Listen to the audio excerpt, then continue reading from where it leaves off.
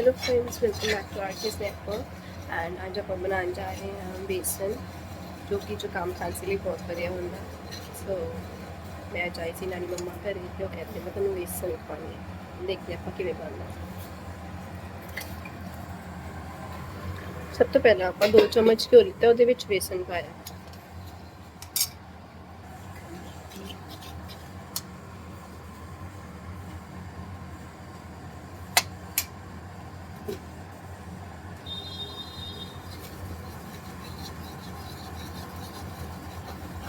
ਆਪਾਂ ਇਹਨੂੰ ਚੰਗੀ ਤਰ੍ਹਾਂ ਲਾਲ ਹੋਣ ਦੇਣਾ ਥੋੜੀ ਦੇਰ ਤੱਕ।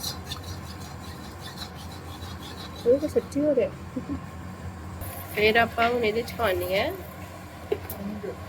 2 ਚਮਚ ਖੰਡ, ਫਿਰ दूध बहुत है, ज़्यादा है, थोड़ा घट पाना है।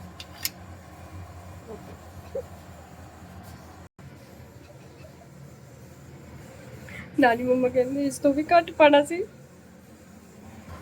आ देखो, आ वाला देख लिया, दूध पी के मैं होए ना तकड़ा।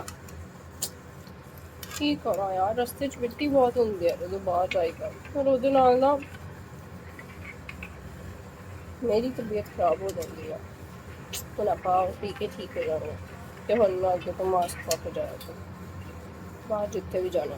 ਮੌਸਮ ਬਹੁਤ ਖਰਾਬ ਹੋ ਗਿਆ ਨਾ, ਹਾਂ ਚਲੋ।